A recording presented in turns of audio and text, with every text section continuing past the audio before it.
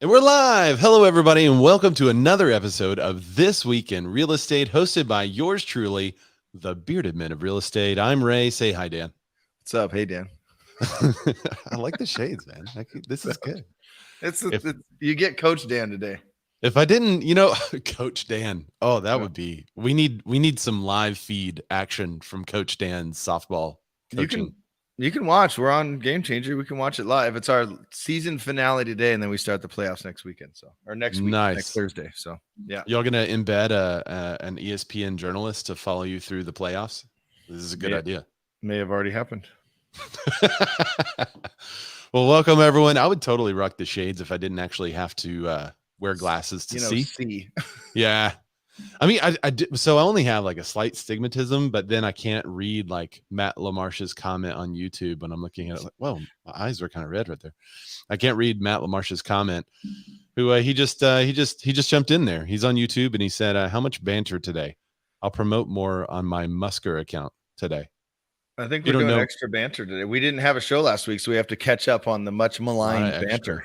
A lot of extra banter. Yeah. Last week it was kind of impromptu. I wasn't sure if I was going to be able to make it or not because of all the transfers and transitions and everything like that we've been through. But last week I was in Dallas with Tom Ferry and some video folks for an incredible mastermind. So if you're not following, I'm just going to go ahead and self-promote here. If you're not following me on Instagram, it's Ray Zorback, RayZorback.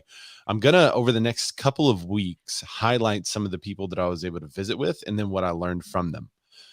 So I think it'll be worth it. If you're in the real estate industry or real estate agent specifically, you're wanting to dive into more video or influencer styled content, then follow and hit the bell on there. You can also add people to your favorites now on Instagram. That's a new thing, because you'll want to see kind of my takeaways from each of these individuals. There's some pretty cool people. It was a lot of fun. I like that Instagram was pulling from MySpace in 2004 with the favorites list. The favorites list. These are my top friends. Yay, you're my top friends. All I need now is the ability to embed some HTML code to make my Instagram profile more flowery and glittery.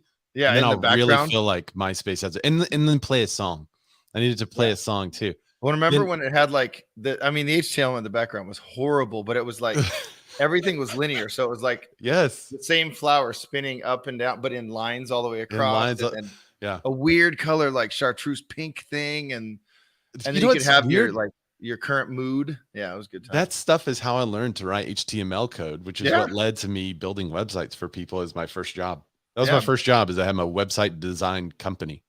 Dude, that was a much younger Ray. Sorry, buddy. Yeah, the 14-year-old Ray. Sorry. D. Jones says, "Hey, Beards, I like it better face to face. No Clubhouse for me." All right, well, good.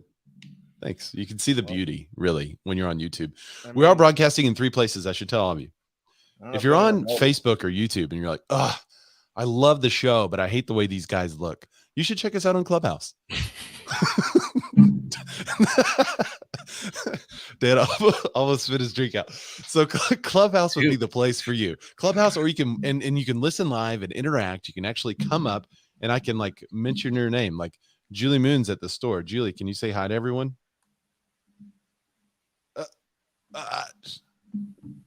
Yeah, see, it took her a second. She's busy shopping.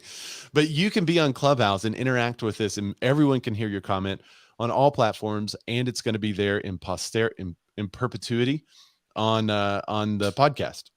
So the podcasting Clubhouse is where you want to go if you just can't stand our faces. However, if you're currently listening to the audio and you're like, "Wow, these men must be beautiful. They must be devastatingly handsome. They must be. I have to see them."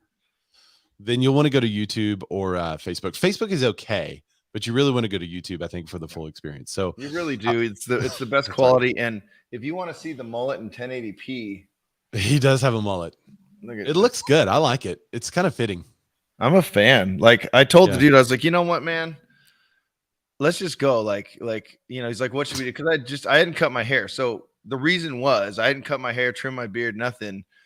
Because we won our first 5 games of the season in high school, my high school varsity team. So I was like, I'm not superstitious at all, but I'm not cutting my hair. I'm not trimming my beard. I was going through the same routines every day and everything. But then we, inevitably we suffered our first loss. All right. So I went in, I was like, you know what, dude? Mullets are a thing again, which back in my day, we used to call them manis. They're not mullets. Really? Yeah, manis. I've never heard that. The soccer rocker, the hockey haircut, the Tennessee top hat, Mississippi mud flap, all those. I've heard Mississippi mud flap. This is a little age gap here. Yeah. Manis, I've never heard that. Business up front, party in the back. But so I was like, you know what? Let's just do it. He's like, dude, that's kind of my specialty right now. I'm like, all right, let's go. And the number of mullets I've cut in the last few weeks is insane. Yeah. And it worked. So, but yeah, no, it's not the Joe Dirt. Joe Dirt's got he's got freaking crazy long hair. But yeah, I mean, I don't know. So this is my midlife crisis. I didn't buy I didn't start dating a supermodel or buy a sports car. I got a mullet. Well, I think that's the first step. I mean, I think now that you have the mullet, the supermodel and the sports car are on the way, my friend. Yeah, I think those are the inevitable next steps, I believe. Jason Bates is checking in on YouTube. He's saying, "Hey, you're getting some Joe Dirt love." Absolutely. on your mullet. You guys can comment and we can display your comments. But one of the things I also want to do, because we haven't done this in a while, a lot of people watch the show. And I've been told by a couple of people that they've sent referrals to other people who are commenting and watching the show because they knew those agents would be pretty well informed. So drop where you are watching us from or what market you work in. And then whenever you speak on Clubhouse later, I want you to tell us what market you're currently working in there too. So, but definitely if you're watching us in the comments, drop where you're watching us from. That way I can put that up there too. Comment down below. Comment down below. So if you are listening to us on Clubhouse, go up to the little top there. There's a little green house. Click that house and then follow us. Follow the Real Estate Networking Club. It's the largest club of real estate agents. Oh, it's huge. It's at 36,500. 36,500. That's a lot. Of 1.5 million realtors that belong to NAR. That's a tease, by the way. Yeah. There's 36,000 of us in this one real estate networking group. It's huge. Huge percentage. I don't talk a lot on it. I'm sure I could get more followers if I do, but I currently follow 69 people, and that's where I'm going to leave it. Nice. But 36,000, and you can get. I mean, there's crypto stuff in here. There's what did I listen to the other day? It was the Practical Tactical Room. I think that's still in there.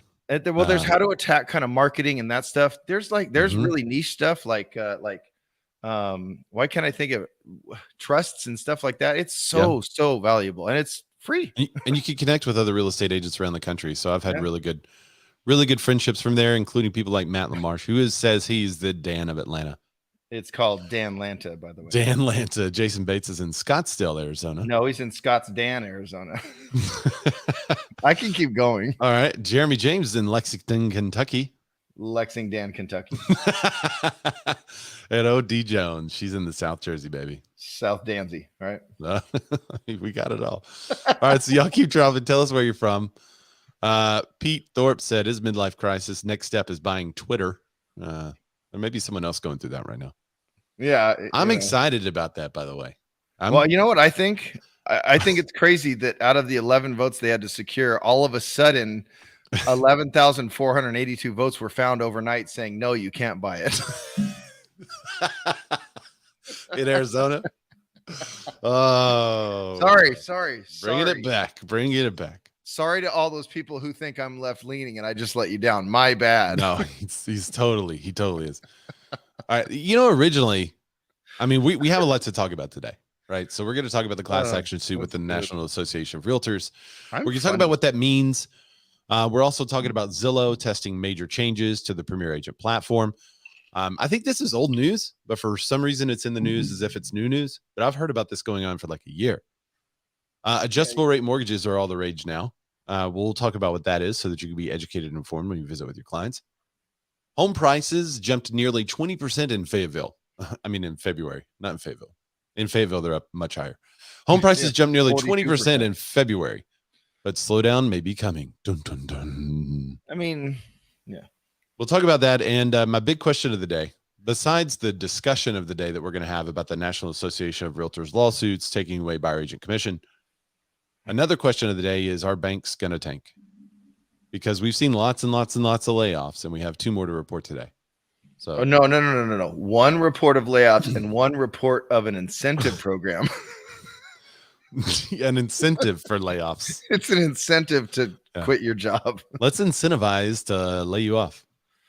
Yeah, we can no longer support your position here at the company, but if you would like an incentive, you can leave today. That's right. We'll see what happens. Andy Rose said they better not. Beating Matt LaMarche to the better.com joke. I don't know if he did. Did he do that on purpose? Julie Moon says she could take care of real estate in Athens, Georgia. Athens, Georgia, Dan. Home of your national championship Bulldogs. Danthans, Georgia. Danthans. Or you could do Athens. That's kind of close to Athens. Yeah.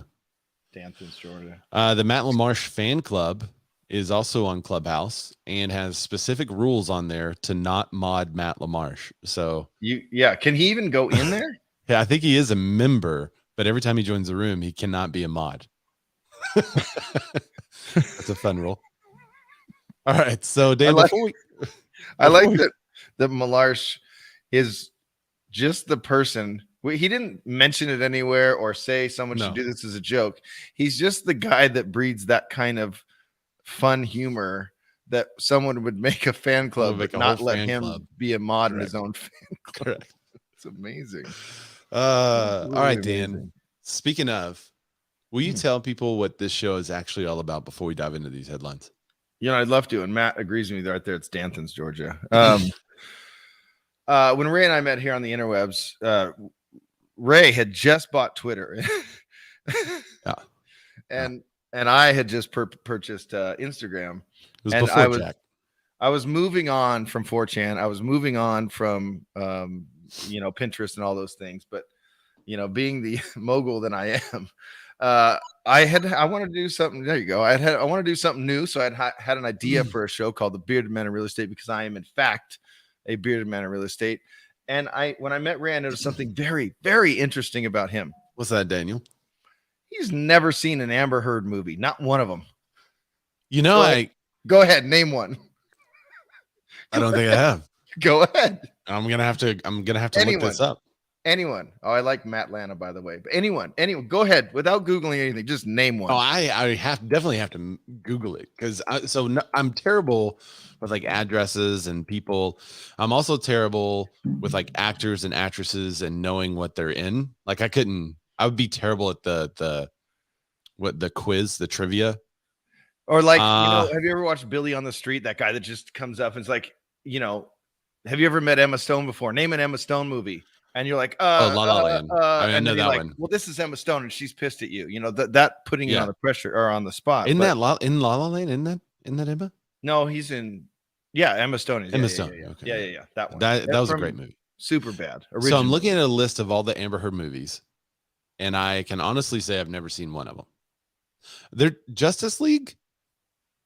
I've seen I think no, I haven't. I didn't. So the only reason I know she was in Aquadan is because of all the current. I haven't seen Aquaman. I haven't either, because the DC universe has been horribly portrayed on the big screen, and they all suck. The world they build is horrible and it's dumb anyway. But the only reason I know she's in it is because all the current articles, her name's everywhere, and it says Aquaman actress, and I'm all, oh. What was she in Aquaman and Justice League? I don't know. April O'Neil? No, wait, that's Teenage Mutant Ninja Turtles, which I have seen all of those. I've seen all of those. Wow. Yeah. So there's a list of all these movies ranked from best to worst, and I have never seen any of them. Literally. And by the way, I see a lot of movies. I do too. I feel like I would have seen some of these. Something you would just stumble across one of. Oh, that's Amber Heard. Okay. No, I've not seen any of these at all. I keep going. I'm all the way down to the Cleveland show in 2009. Oh, I mean, I know the show. Yeah, she was in it apparently. Cool. I mean, this is getting bad now. Yeah, I don't even know who she is were it not for the court case. And if you haven't seen, speaking of, I mean, we should eventually get into the show. I mean, Jerry James says, Amber Heard movie, blank stare. Yeah, that's exactly what's happening. Amber? Never heard of her. Pete Thorpe has seen Aquaman. Okay. All right.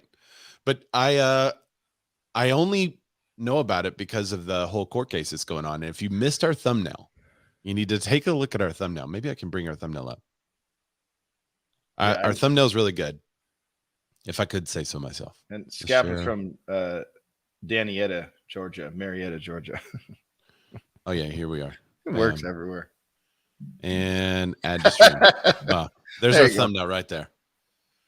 So this thumbnail is actually from the court case. The case Rockin' Real Estate is not the same as the thumbnail from this case. I'm really happy to be giving the drawing I did of Amber Heard to Ray, to me, who is like shocked that I did such a good drawing.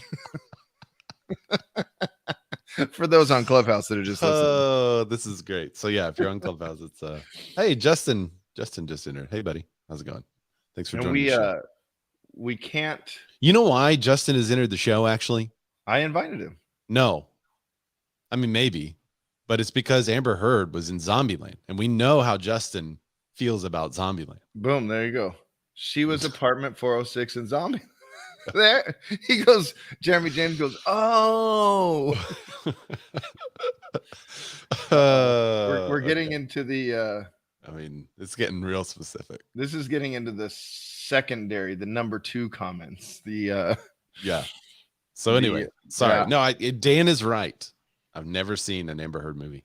Okay, I obviously knew that about Ray because not a lot of people have seen those movies. But I noticed that he's obviously a beautifully bearded man. But I noticed also that he loves giving value up front to not only his clients, but just to humans in general. So the show's about being more as an agent, but also being more as a human.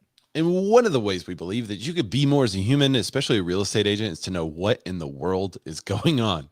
If you don't know what in the world is going on, then how can you actually give good advice to your clients who are asking you to help them with their largest investment? So that's why we do this show.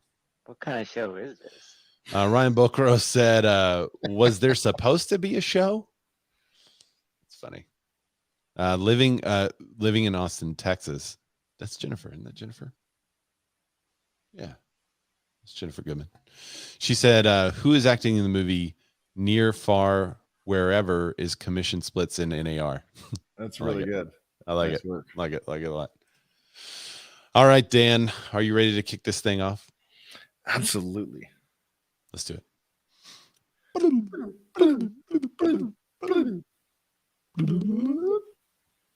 Yeah, someone needs to go ahead and add Armando to the discussion today. Yeah, didn't we have him on and we played it for him? Yeah, we can bring him in. I still swear he sounds like Trevor from The Office, dude. What kind of show is this? He does sound like good. Or Toby. And Matt LaMarche is the one who cut that for us. So he sent me some others. I just haven't had time to add them to our thing. But a man of many talents is Matt LaMarche. Well, a few. All right. Oh, wait. I almost forgot, man.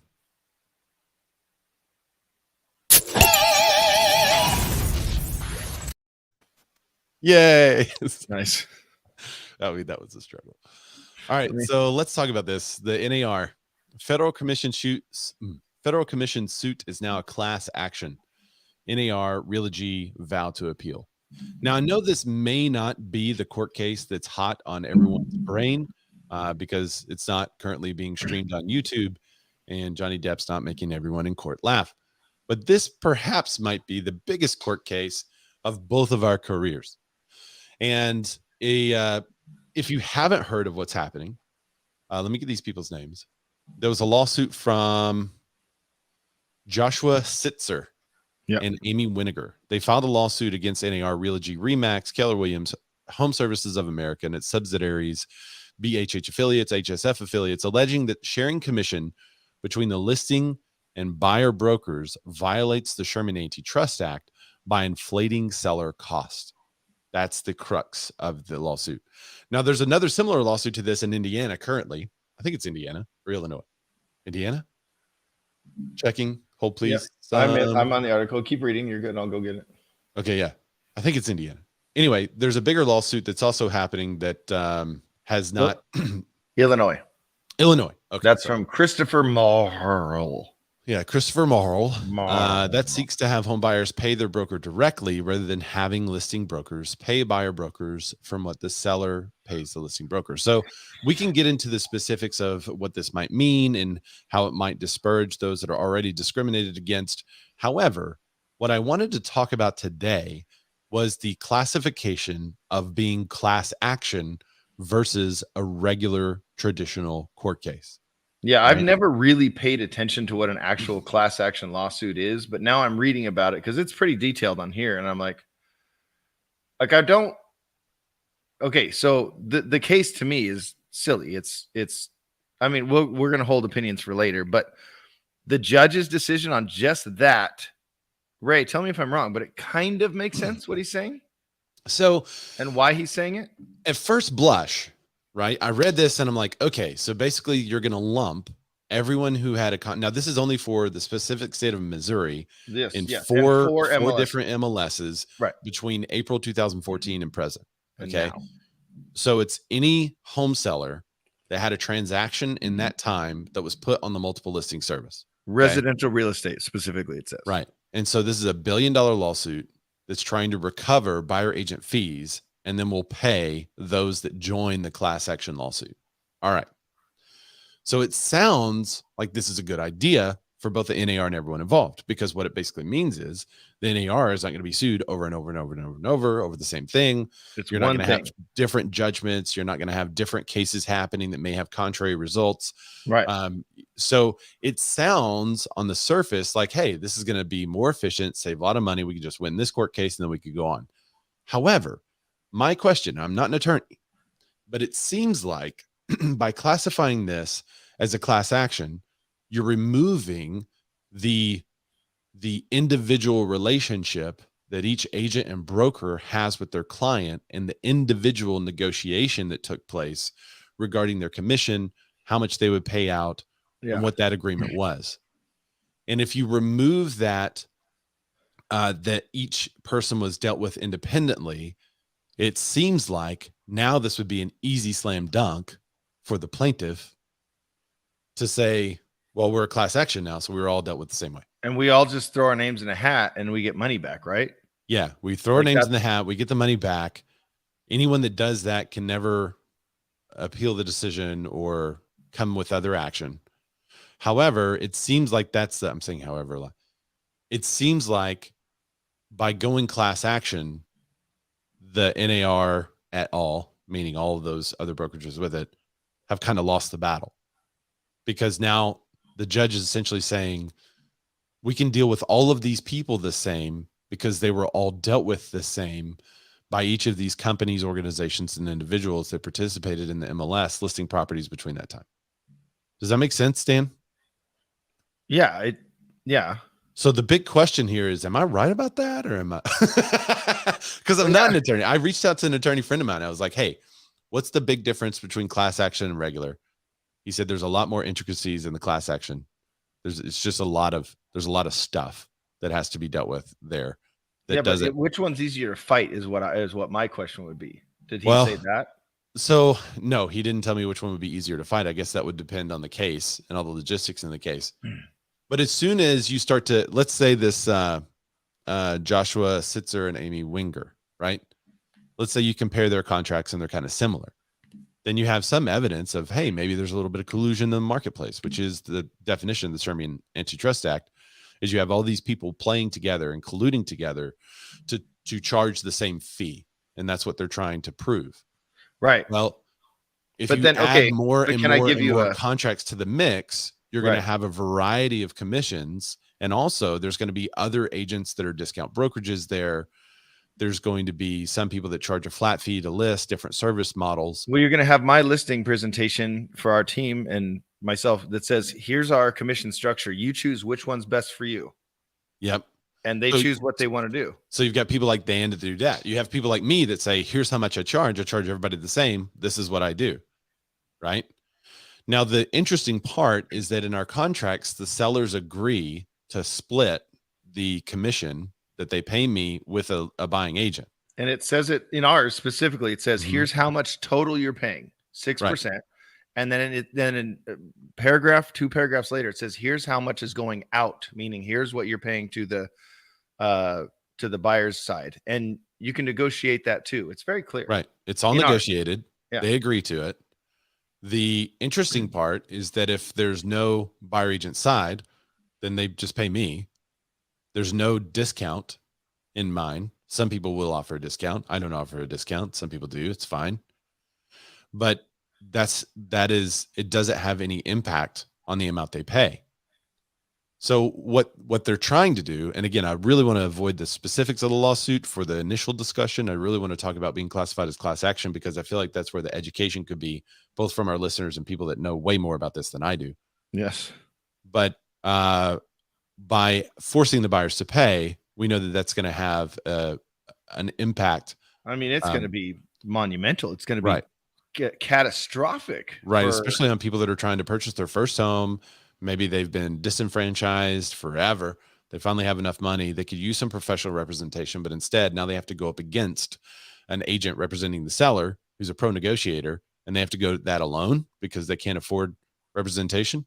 Well, and the other side of it is, the buyers are incurring a lot of costs, closing and mortgage insurance. They have to get all of the different things. And in this market, some are paying for the homeowners insurance. I mean, the home warranty now. Some are paying for, obviously they're paying for the appraisal. They're paying for the home inspection. I mean, these costs add up. And then you're going to say, and these are things the seller doesn't have to pay, but now you're going to say, all right. And now you got to either pay a broker to work with you to represent you as a buyer's agent or not. And then you get to go up against me. Right. Unrepresented. Jeremy James says, welcome back, buyers beware. Well, that's what's happening right now in Florida. I think it is. Welcome back. But many Florida brokerages and real estate agents have developed contracts that are between them and the buyers that help them represent those buyers. Jason Bates says strength in numbers. Yes, that's the tenet of the class action suit, is that they have strength in numbers. It's easier for them to all come together and sue, and kind of shows proof of concept by being together. Pete Thorpe said that's how things used to be, and is exactly why they are the way they are now. What? Oh man. Don't report for disrupting stage. So yeah. Block. That. And done. Right. Yep. Block. Don't add people without bios up in the. I did not. Yep. Okay, removed. There we go. Got him. Right. Sorry. He could be cussing in a different language, so I apologize. I'm not going to bleep that out because I don't know. Yeah. Pete Thorpe says, seems like a fool's errand to go up against a man rocking shades like that without backup. Yeah. I wonder if he named people using buyer agents when purchasing. I wonder if the named people used buyer agents when purchasing. The named people. What do you mean the named people? So my question, and feel free to chime in if you're in Clubhouse, if you're watching the show live, we want to know, is the definition of class action, because NAR vows to say, they came out and said, hey, we're going to fight this. I actually have a statement straight from Keller Williams. He's NAR's VP of Public Relations and Communication Strategy. And he used to have that really good show. You remember that? That was a good no, that's show. That's Montel, different. With the No, Arsenio. That was Arsenio. That's Arsenio. No, Montel was the one with the song. This is how we do it. That one? No, that's a different Montel too. Different Montel. Okay. Anyway, Keller Williams. Anyway, but I digress. This is why they don't give us comments. So this is what he emailed me. He said, we are extremely disappointed in the decision, believe it was wrongly decided, and plan to appeal.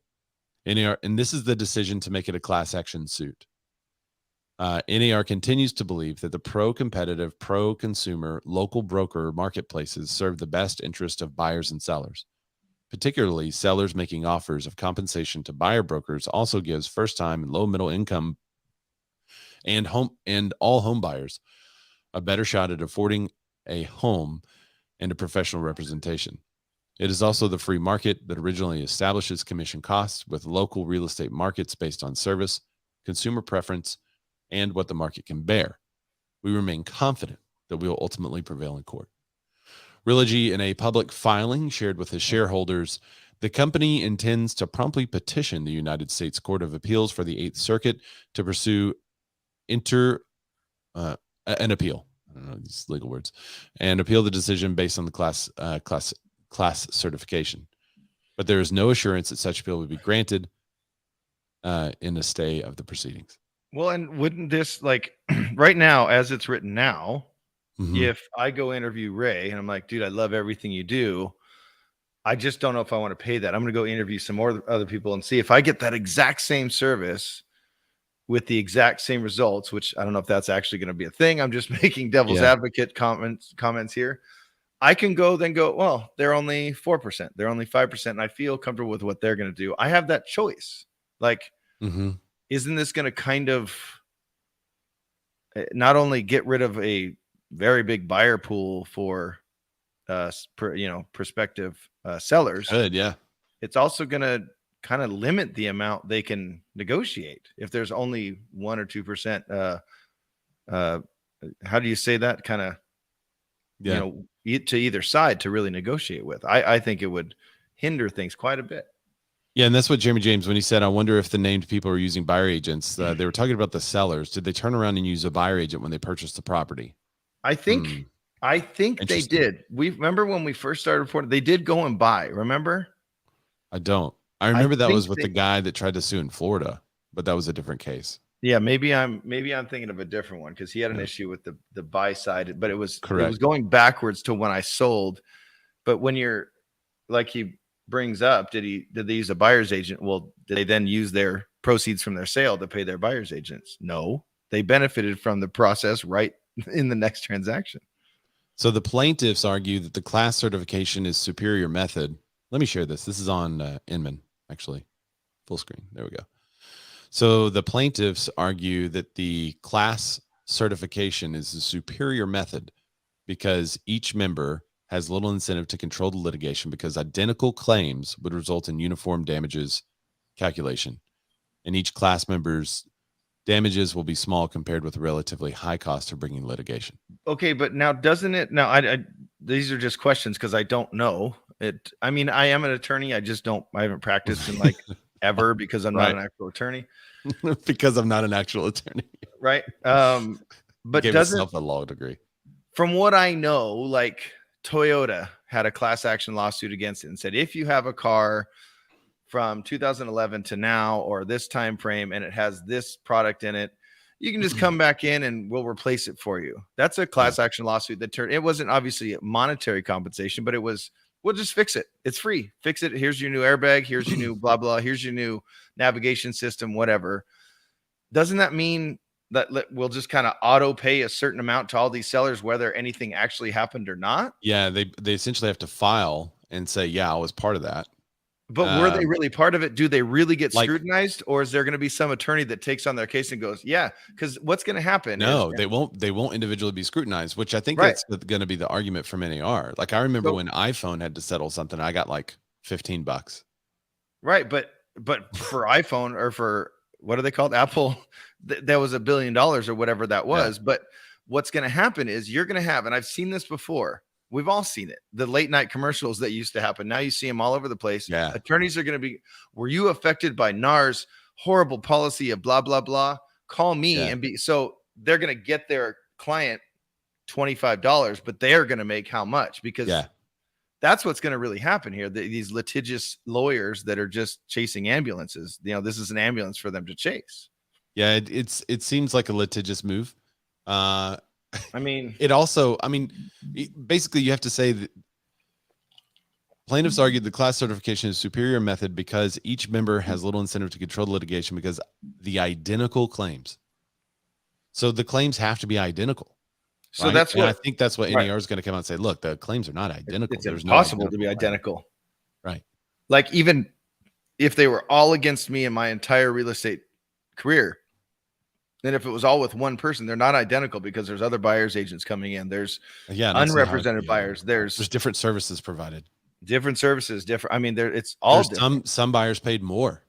So some buyer agents would receive compensation from the seller, and yet the buyers would still pay more for their agent. Some buyers would receive compensation from the seller, and then the buyer would receive a rebate. Well, what about the agent. one? Yeah, where the buyer's agent is offering a rebate, or the buyer's agent is saying, no, cut my commission 1% and give us the house. What about those? Do you still get money back for those? You got $6,000 back already. Yeah, doesn't that have to be dealt with individually? I think that's kind of the burden now is on NAR to say, no, this has to be dealt with individually. But has there ever been an instance in which a professional organization like NAR was brought into an antitrust lawsuit along with companies like that? Like NAR is supposed to be a not-for-profit, right? They aren't. And then, but it's always against, from my knowledge, one company. Like right. But it's also like I just brought up the airbag issue with Toyota or whatever, or, just, it's always pretty cut and dry. If you were affected by this one thing. Yeah. If you bought the snake oil from the snake oil salesman and you were affected by that guy, okay, you're part of this, but this is such a wide stroke of the brush in regards to how a transaction works and how that transaction went. Because how many do you have that start off contentious but then end like, oh dude, that was a great job, or vice versa? They all go their own way. They're all different, you know. So I'm looking for knowledge on this. I've seen several people down here that I'm on Clubhouse right now, and it says followed by the speakers. There's several people that probably have knowledge about this, so y'all come on up. Well, when I read exactly what Ray's read, just the judge's justification for adjudication, huh? Yeah, that's an alliteration. Just reading that, I get it. I understand his thought process, but the fact that it's here is the problem and what this could do. So when I go bigger and then have this conversation, then it's like it gets somewhat cumbersome and somewhat litigious. I believe it's going to open up a big old dumb can. Yep. Crypto Bell is joining us today. What's up? I didn't recognize you because your photo was blacked out there. Do you have any input on this legal battle? Yeah. So is it strictly over the commission? Yeah. So to give you the gist of it, the lawsuit is basically saying that the sellers had to pay more. The sellers in Missouri of these 4 MLSs all had to pay more because of the listing agent splitting their commission with the buyer agent. And they're suing to recover the buyer agent fees, and they want buyer's agents to pay their own fees. So that's what the lawsuit is for. The big news that came out, I think it was yesterday, is that it has been granted a class action status, meaning that they're going to lump everyone into this one lawsuit who is in Missouri in this area, and they're going after $1 billion. $1 billion. $1 billion. $1 billion? Yeah, I mean, unless it's price fixing, which probably each cooperation agreement, you're going to see a different amount there, right? It's live in the MLS as to what the buyer's agents are getting. But in some states, the buyers do pay their fees. So it does vary from state to state. But with all of the contracts, at least all of the MLSs in the state I live in, Ohio, the language is very clear. So I think they're going to have a hard time winning this class action lawsuit. Yeah, I think they'll have a hard time winning. My concern with it being lumped in as class action is basically the court saying that all of these people were dealt with identically, which is what the Sherman Antitrust is basically. That would be an antitrust violation. So I think that's why NAR and the companies involved are coming out so hard against it. What are you laughing at? I'm reading the comments in Clubhouse, dude. What's going on? Oh, is there a comment? Is there a Clubhouse? Yeah, sorry. I don't mean to interrupt. I'm going to come back to this. You guys, this is amazing. Sorry. Armando comes in with the what kind of show is this? His own. Exactly. So but it's happening in. There you go. He's live. What's up, Armando? There you go. Crypto Bella, thanks for your input there. Ali, what's up, man? Do you have anything to add to this?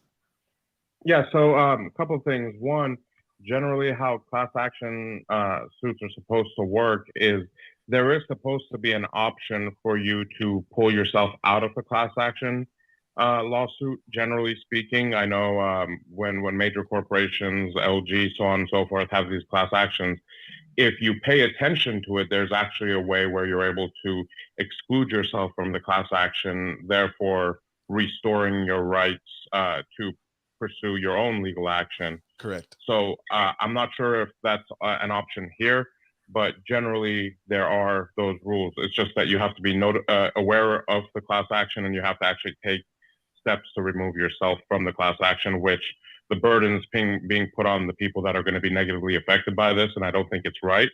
But I do believe there's a way to kind of restore your legal options if you pull yourself out of a class action. Yeah, I was reading up on like class actions and what it means and how to get out of it and how to partake in it and all that stuff as I was writing the article yesterday. And that's one of the things I noted too, is that you have to actually actively pull yourself out of it, which is interesting. Andy Rose said the claim is that NAR and local boards control the commissions, which is why they've been lumped into the lawsuit. Julie Moon says, I don't understand how there is any lawsuit if you sign a listing agreement to pay a certain commission. It would be tough to prove that wasn't negotiated. Andy Rose said, here's a key point. A veteran buyer using their VA home loan benefit cannot pay any agent broker fees, commission, transaction fee, technology fee, admin fee. That is interesting. So literally you can't have a VA buyer. No VA buyer. I don't do USDA, but is USDA the same or is it just VA? I think it's just VA. What would happen though is there would have to be changes. If this went through, there would have to be changes in how the VA does that. Right. Likely. They would just say, okay, you can pay a buyer agent commission now.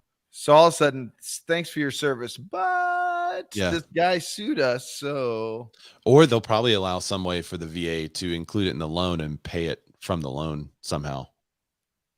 Yeah, but that's going to increase their cost they're going to have to put it on the back of the loan. Terrence Clark on Clubhouse had a good one.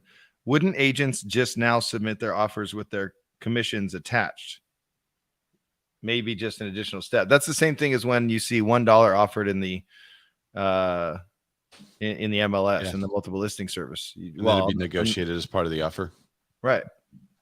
That's a good idea. Hey, I got a comment on that though, Ray. Okay. Bella again. You actually, Hi, Bella. The agreement is between the buyer. Because the agreement is between the buyer and seller and not between the brokers, that you can't actually add that third party in. Yeah, that's how it is in our state too. That real estate agents are not a party to the contract. So by putting your fee in there, but I guess the response to another agent that did that to me when I told them that, the response was that that's the buyer paying that fee, and so the buyer is the one in this case that was saying, I want you to pay more of my closing costs, including my agent's fee, because the buyer's paying the fee. So it was on the buyer, just like a closing cost would be. But I said the same thing, Bella. I don't like real estate agents being a party to the contract. Susan, did you have something to add? I noticed your hand was raised, so I brought you up. Susan. Sorry, I'm driving. But Ray, when were the sellers hurt by paying buyer's agent's commission? My concern is, was it during the last 2.5, 3 years when they were reaping the rewards of this market? And I mean, sellers just seem to be getting greedier and greedier and greedier. It was actually before. Both of these lawsuits came before the market turned. I think one was in 2018, the other was in 2019. Yeah. So one thing to keep in mind. Sorry, go ahead. No, go ahead, Ali. What's up?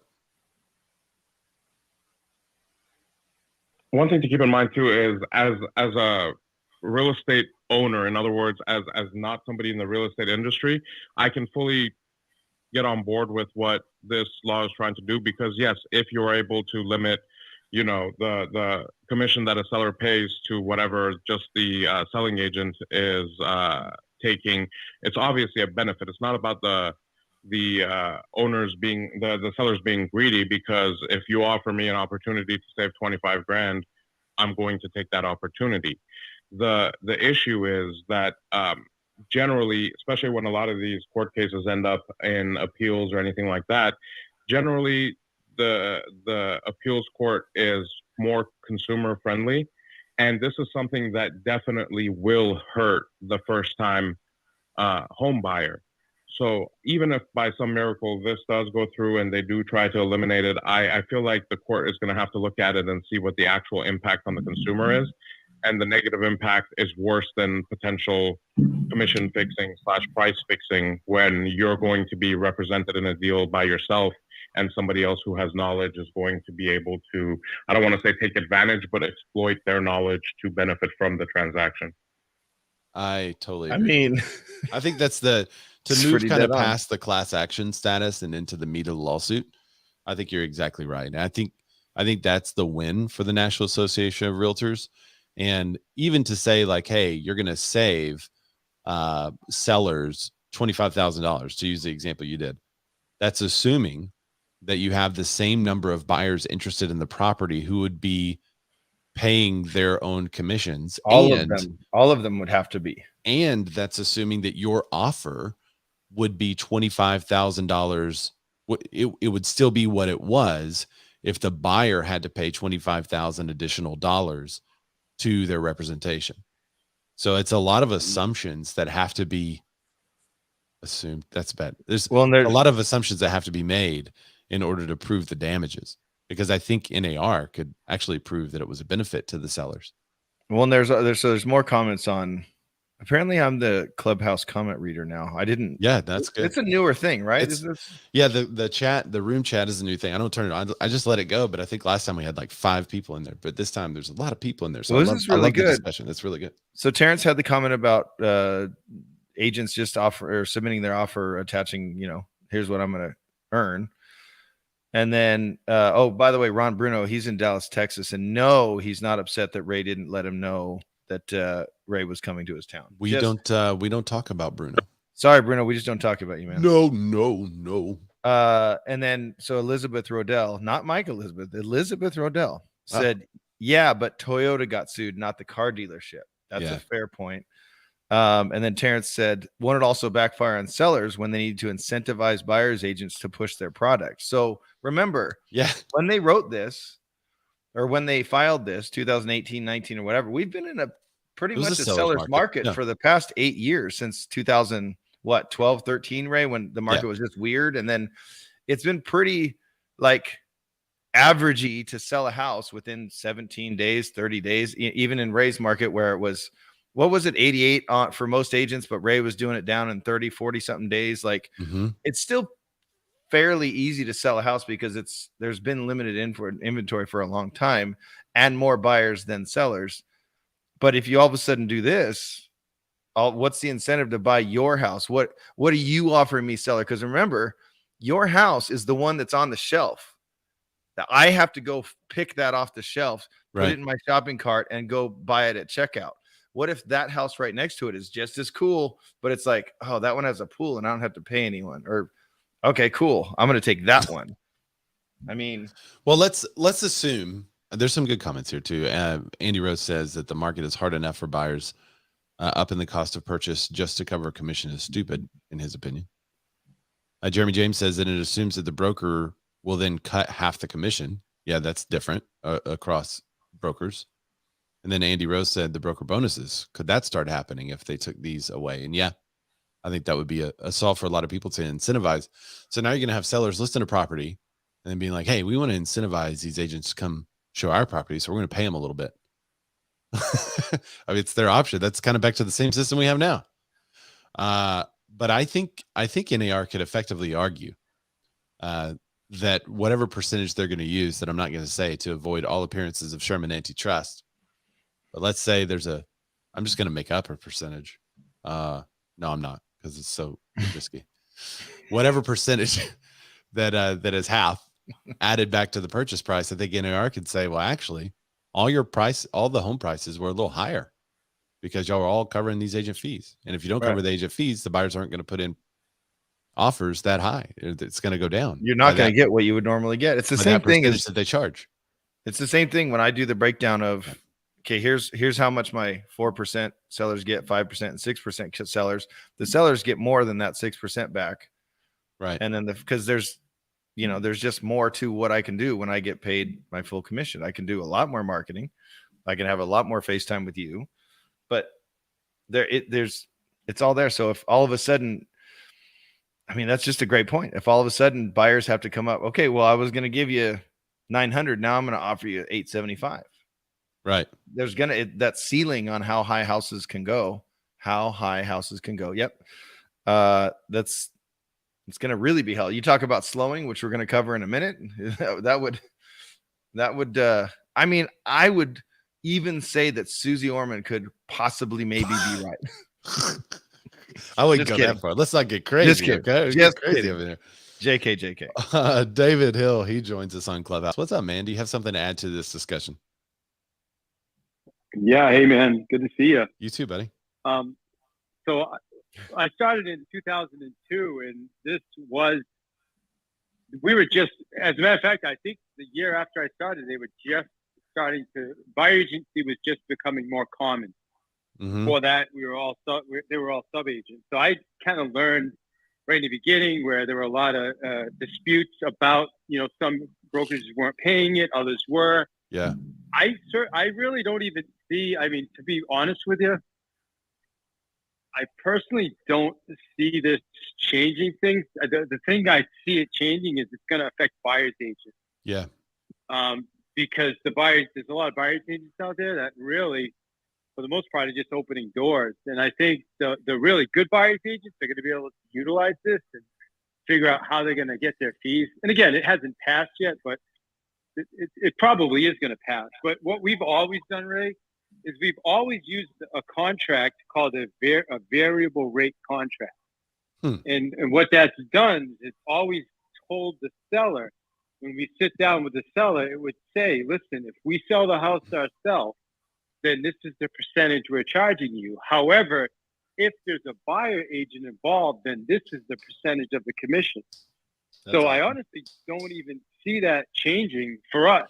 So maybe in Massachusetts, we can do that. I don't know if maybe other states you're not allowed to do that, but that was the way I was taught from day one. So there are always two commissions depending on how we sold the property. So ours isn't. There's just one, and then either I split it or I don't. But I think the variable rate commission is what, for instance, the plaintiff could use in this case to show that indeed the sellers are paying more because they're covering the buyer agent fees. But that's not true across the board.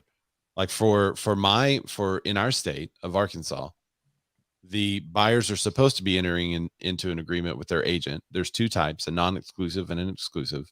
And the exclusive has a fee that agent is charging those buyers. But on the seller side, whether or not I vary the commission based on if it's just me or if there's a buyer agent involved, that's based on my negotiation with the seller. And most of the time, there's no variable rate. But I think the plaintiff in that case could use that variable rate to say, well, see, now you're paying more because you're covering the buyer agent fee. Now, the question is, does paying the buyer agent commission, and I think this is where NAR could win it, actually, David, does paying the buyer agent commission net more or less for the seller?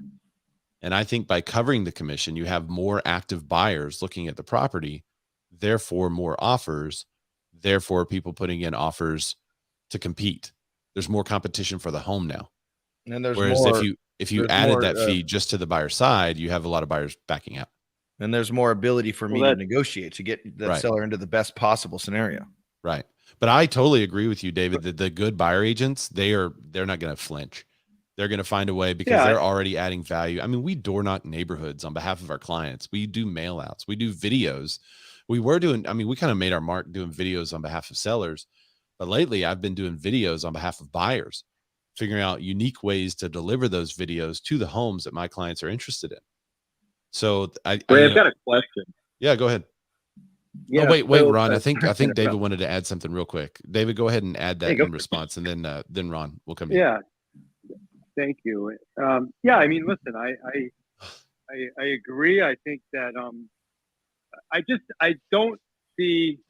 Honestly, I was going to respond and I flashed. I don't remember exactly what I was going to respond to now. So my apologies. But what I would add to it is I don't see it.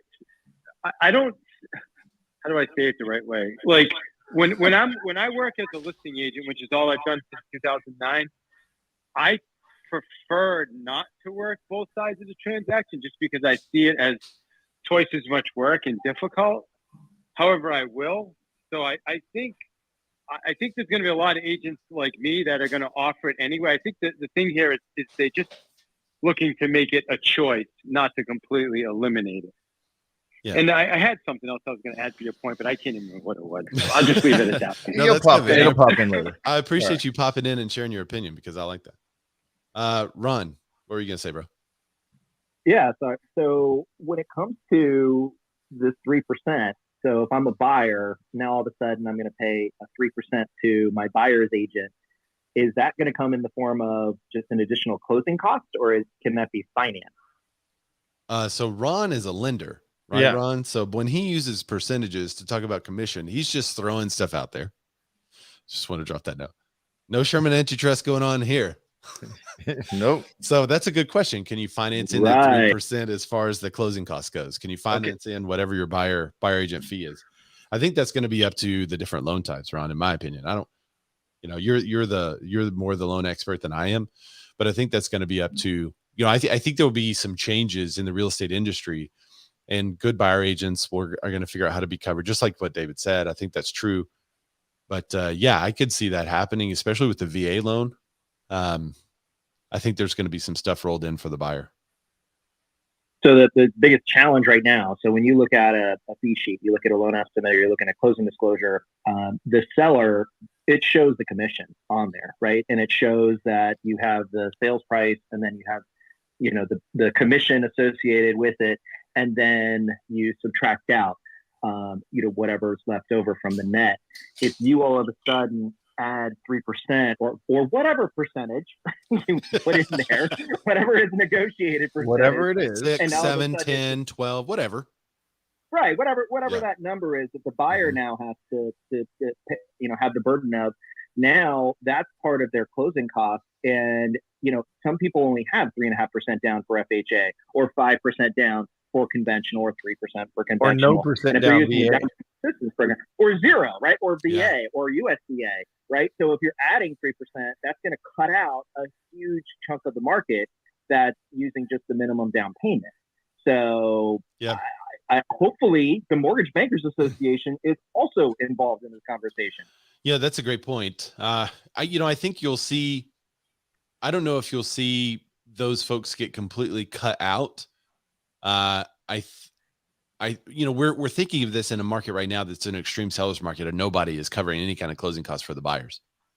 So what I think you will start to see is more offers on properties that has closing costs rolled in. And if they have to come out of pocket to pay an agent whatever percentage they have to pay, then you'll probably see more offers asking them to at least pay the loan cost, and even in this market, because that's what they have.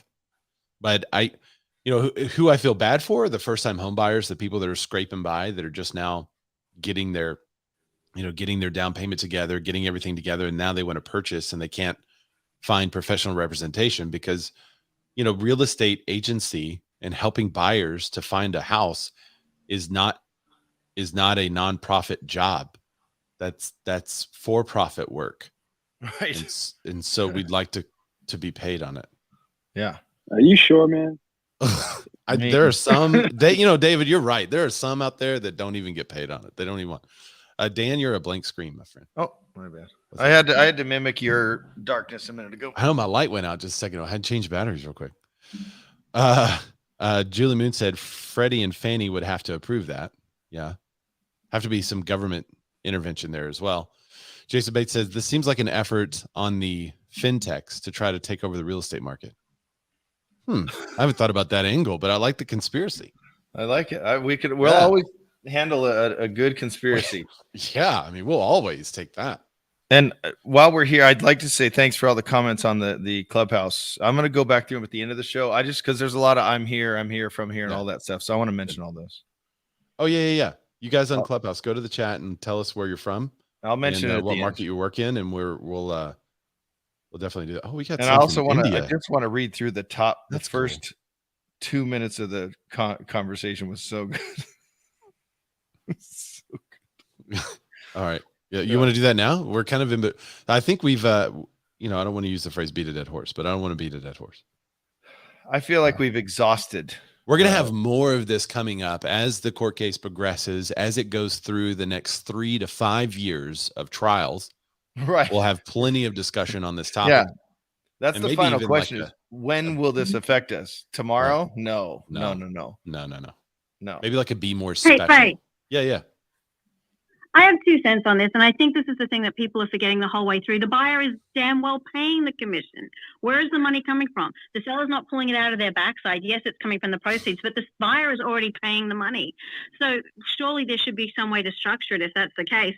We keep talking about the fact that we should never be saying that buyer representation is free, but it's not free. That's right. And talking about being added to the closing costs, they're already paying it. Why does everyone forget that they're actually bringing the money to the table? Like, I feel that drives me insane that we talk about it as if they are not contributing. I'm giving you $1 million for your house. Give my agent a % back, please. 3% back, please. I just put up a comment by D Jones who said the same thing. She said, well, the buyer is funding the deal. That's exactly right. And that was Melanie Hay. She didn't introduce herself, but she is in Michigan right here. She's in the mitten. Yeah. I was just losing my mind. I know she sounds like she's from down under, but that's just an act. She's not really. Hey, Ray. Are you ready? Just give me any sound effect. Ready? Yeah, I got you. Only, you got to remember, well, the buyer is funding the deal.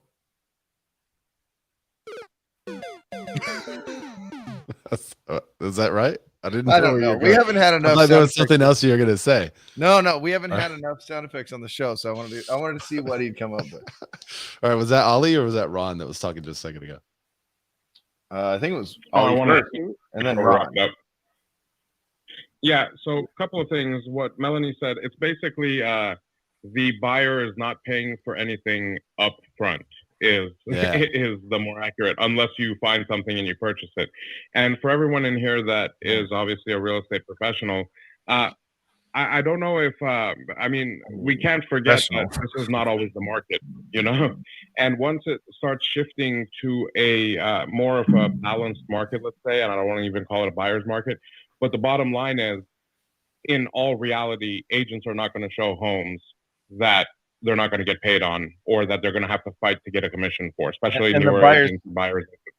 The buyer's still going to be funding the deal at that time too. When the buyers and sellers are going to be going, oh no, we'll pay you guys. Yeah, you're good out of your money. Thank you. Good point. David, did you have something to say? Yeah, I mean, listen, I think in the end the buyer does fund it because it's their financing, but yet the money does go to the commission affects the net to the seller. So it does come from the seller proceeds, and I also agree that it is, the market, this is the type of market right now where it's probably easier, but at the same time, I think what's going to happen is buyers are just going to start going to the listing agent directly. I think that buyer agents need to, and like we said earlier, I think some buyers agents are going to really stand out and be amazing and know how to, demonstrate their value and get it. And others are going to struggle, But anyway, I'm on a stationary bike. I just wanted to throw that in there. And I can hardly breathe. But I do think it's crazy though to think that the commission doesn't affect the seller, because it does. It comes from the net. So regardless of who's paying it, the seller's still net less. It's still on the seller's side of the Alta over there. And we're going on the assumption that the seller's agent is actually going to pass on that savings to them. And that's not something that's been proven. It's very possible that they'll take the 5%, 6% and say, screw the other side. Yeah, that's true too. That's also assuming that seller actually gets offers. If they're saying, nope, we only want we want buyers to just come straight to our agent and not be represented and not have any protection and not have any representation and not have a professional negotiator. That's what we want. That's also assuming they're going to actually get offers. Yeah, that's true. Pete Thorpe says when they corner the market and offer showing agents $100K a year to run around like chickens with their heads cut off and then systematize the back end to the blockchain, they'll lower the salaries to $50K to open doors and make buyers fill a stock form that fills out a contract at the press of a button. You can always rely on Andy Rose says, "Is that what Redfin does?" I'll go on the conspiracy. There you go. Yeah. D Jones says she hopes you're not on a Peloton, David.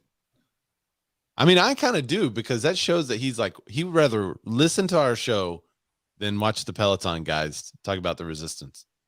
That's something else, David. I appreciate your contribution. I'm on a Quintana Roo on the trainer, but nice. I was gonna listen to my light speed, but I am listening to this because I'm really into this conversation. Cool, man. But yeah, listen, here's the reality. This is what's creating this more. I mean, it's been around for a while, but now with the Redfins, the tech companies, the buyers having access to the information before the realtors. I mean, a lot of them why should we pay a buyer's agent? Yeah. Why should we, right? I mean, unfortunately, and then think about the Redfin. They'll take the commission, give it back to the buyer. Right. Rebate it. Yep. Yeah, so, I mean, I can kind of understand it. Well, there's just not a lot of guys working, or just not a lot of buyer agents that work as hard as others. So I think there's always a value proposition for buyer agents. It's just going to be harder to prove in the future. But I don't necessarily think it's bad. I mean, let's say you had 40% of real estate agents quit because they can't get paid and because all they do is live off of realtor.com and Zillow leads. Is that bad? I don't know. It might be good for the consumer. Ray, do the things. And then we'll skip to that one article you just mentioned. Speaking of which. Oh, good. That was less smooth. I think the awkward transitions are what make the show. Well, I mean, part of the reason why it was less smooth is because I was still on the other article, but yet that was a great transition. So I know, and I was honestly trying to move on. We'll come back to this. There's going to be 3 to 5 years of content here. We're good. We'll come back to it. So Zillow, speaking of, Zillow's testing major changes to the Premier Agent platform. This is written by Housing Wire. Starting May 25th, quote, several hundred real estate agents in Raleigh, North Carolina and Denver metro areas will no longer have access to Premier Agent, thanks to major changes coming to Zillow's lead generation platform. Now, I think this change has already happened in Hotlanta. Am I right? Where's Julie Moon, Matt LaMarche? Y'all chime in. Dan Lanta and Dathan. And Dathans. I think this change has already happened. I accidentally almost hit the aim broadcast button. I think this change has already happened in Atlanta. But this is a new, and that's why I said I feel like this has already happened, but maybe not in Raleigh, North Carolina. So this is the new. This is the new article. So Nikki, now I don't know if it's Beauchamp. How do you say Beauchamp, or is it Beecham? Anyway, on the Clubhouse says Zillow Flex has happened in lots of markets. No, yes, their Flex program. Essentially, well, when Ray gets into it, you're going to see it's In a letter posted on Zillow Group's blog page on Wednesday, the Senior Vice President of Business Operations, Stephen Capizza, told agents that Zillow would be moving to a post-pay or success fee payment structure, which is a referral. Instead of agents paying Zillow monthly fee, they'll do 20 to 35% of the commission on a successfully completed transaction. And this is only available for the Flex partners, people in the Flex program. So, think about that. Yeah. Unbelievable. Why is it unbelievable, though? I'm going to play devil's advocate with you a little bit. Same. So it's brilliant from Zillow's perspective. Mm-hmm. Terrible for real estate agents. So, all right. So Zillow has a business, right? Their business is, or has been in the past, delivering inquiries to real estate agents and getting paid monthly for the amount of inquiries that they deliver to the real estate agents. Okay. So let's say they let anyone sign up for that program and a whole bunch of people sign up. And David, what about those buyer agents? You know, they're not going to let everybody do it. They're only going to let the top people do that. Well, this is the difference, right? But let me set up the tower for us to knock down. Let's say they let anyone into the program, which they did a couple of years ago. If you had money, you could buy leads, especially new people. They were buying the leads all the time. As many as you wanted. Yeah. And then you had a whole bunch of people, a whole bunch of real estate agents that weren't worth their salt, like those buyer agents that are probably going to get out of the business whenever people actually have to charge them. And they were working on behalf of these clients, and the consumer experience of Zillow, from the consumer perspective, was terrible because these people wouldn't call them back. Many of them were part-time agents, couldn't show them. They didn't want buyers that weren't ready right now. They would just throw 20 leads against the wall, see which ones stick, and they'd work with that one because they could close quickly, and all the rest just fall back. And how many, like when this was nurturing, this was a newer thing, Ray, what, 6, 7, 8 years ago, the Zillow thing. Yeah. How many calls did you get from buyers that are like, I hated my experience with my agent, blah, blah, blah. And how'd you meet that agent? Oh, Zillow. Through Zillow. Well, so you have a terrible consumer experience. Well, yes, Matt, he is. What ends the consumer experience what ends Zillow is a terrible consumer experience. So Zillow is like, okay, guys, then we have to figure out a way to measure who we use based on the success of that agent and get paid along with that agent based on success, because agents are willing to give up 20 to 35% of their commission per transaction. And as agents, we've always been willing to give that up. Someone calls you from across the country, they're a real estate agent in Atlanta. They're sending a referral to Arkansas, and they say, hey, will you take 25% referral fee? I'm like, yeah, sure, man. Send them to me. So that's been in our industry for a long time. And I think a lot of these people that are buying or selling leads are seeing this as the option where, okay, if I'm hearing an echo, Dan, they're seeing this as now the option where if they can create a referral service, then with that referral service, they could charge 25 to 35%, send the same number of leads, but increase their revenue huge. But they also have to be able to send those leads to agents that they are sure will follow up, nurture, has a good system and process and a good product, so that when people use their platform to connect with those agents, they will continue, that platform continues to grow. So that's my devil's advocate argument on behalf of the program, on behalf of Zillow. So why is this terrible for real estate agents? If they're doing that, because that's what started with OpCity. Now OpCity's leads have gone down since who bought them? Realtor bought them, realtor.com, whatever. So anyway, but their leads used to be pretty legit, and they held you accountable. You had to check in with your leads so many times a week. You had to report it, and you had to update it. Kind of like if you guys have Boomtown, kind of a little mini version of that, where you have to update, you have to keep your notes active. You have to contact them so often. And then you have to kind of move them through the process, and obviously they've closed. But the big catch is, and I think it's the same on this one, is you got to pay for those leads. And then when you close, you have to pay for that lead again. So I think it's smart by Zillow to say, yeah, we can charge people to pay for all these leads and all these zip codes, and then we can charge them, quote unquote, a referral fee, and we'll just call it our flex program. I mean, they can make money 2, 3. Yeah.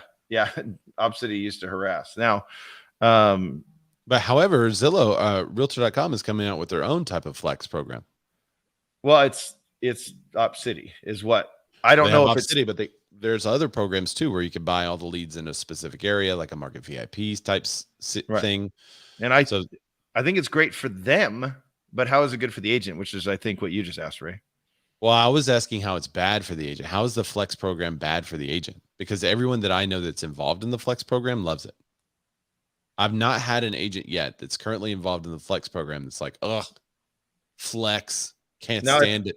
If you're going to work it and get good leads out of it and convert, and you're into that program, because that's how I was with OpCity when it first came out. I was like, dude, I love this. This is a no-brainer. I just wait and hang out, and I get a text, and I claim the lead, and I work it, and I close. Like, the lead only came to me. It was, it was depending on how many in that zip code at that time. But for the most part, there was no one else on OpCity then when they first started in these zip codes. So you would get a lot of good leads, and then they just go into your system and you just kind of work them. A lot of people, they were more than warm leads. Some of them, a lot of them were hot, and you'd close and boom, there you go. But it changed. But Pete Thorpe, I can't tell if are you answering the question, why is this bad for real estate agents or good? Or are you saying this is the reason why no one that's involved in the program hates it?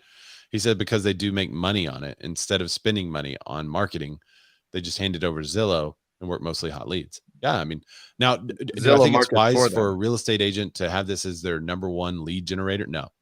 But is this wise for someone to have a portion of it? It seems to make sense. So Pete says that's why they like flex. Okay. But does this not make sense, though, for Zillow to partner with specific agents that have proven systems and processes in place, and then to leave other agents out? I guess you could say it's bad for agents because there's going to be some good agents left out. Well, if they don't pay for those leads and get their own leads, I mean. Well, they can't. I mean, they can't. Well, like in the case of Raleigh, North Carolina, or South Carolina, is it South Carolina? North Carolina? Anyway, in the case of Raleigh, they're not allowed to anymore. I know. Well, it says they're not allowed to unless you pay for it. So I think it's a smart move by Zillow. I just don't know. My biggest question on this one when I was reading it, my first question that I typed was, where's the mention of the agent, the people who help build their business? Like, we're the ones that paid for all these leads and paid for all these zip codes while they were just gaining. Now, I mean, are they still the most trafficked real estate website in the world? As far as I know. So Heath Thorpe said, but as the consumer gets used to only going to Zillow, eventually, as they are now broker everywhere, they'll hire showing agents and ditch Flex. They kind of tried that and it didn't go over. They hired agents with the idea and it went whoa. It didn't. They if y'all recall, Zillow was trying to do a lot themselves and then recently pivoted. It's a favorite word of the year. Pivoted. A lot of pivoting this year. To really double down on their Flex program, which seemed to be making a lot of their money. Weren't they getting paid like $400 million a year off real estate agents that were just paying fees? And now it's even more because of the Flex program. Yeah. So there's a lot of mention in this article about the consumer. We're doing this for the consumer. We want to be a one-stop shop for the consumer. We want to make the consumer's experience better. But where does we believe that we have both the ability and the need to change the real estate experience as we know it for today's consumers. To make that a reality, we need to stitch multiple experiences together more seamlessly. I'm really excited about the opportunity ahead, and I firmly believe that the products we are building will bring efficiencies to our agent partners while also positioning them to take part in more transactions. The changes to Premier Agent come just months after Zillow shuttered the home buying program. Yeah, that's what we talked about. As Dan's cat attacks him. Yep. Welcome to the show where you only get great real estate advice and get all the current news. You also see cat butt. All right. So any thoughts on the Zillow Flex? Anybody in our clubhouse that's involved in Zillow Flex that loves it or hates it? What's your Terrence says, let's see. There's 48 comments. Scotty. Appreciate you guys. Yeah, I'm going to go through the. I'll hop into the chat. Go ahead and read some of the chats. But Scotty, who is, you probably know him, Scotty. How do you say his last name? Elianow. But he's at Village Scotty on Clubhouse. He said Premier Agent can be anyone with money. It's a pay to play, and it's terrible for consumers, and it's really awful for sellers because it's the first point of contact for any buyer on a listed home, not the actual. I think he's referring to not the actual agent. Andy Rose, I had an agent ask for 50% referral fee for a house that he wanted to buy. That's good times. Terrence Clark, it doesn't need to be good for the agent. Quote, the agent. Zillow is being generous because they are the agent. Ooh, that's And then Scotty said it's bad for the agents and consumers and the industry. I'm not sure why that's so hard to understand. There you go. There's this week's shade brought to you by my sunglasses. Scotty also said being pro Zillow is a very weird angle for the industry. It's total confusion for consumers.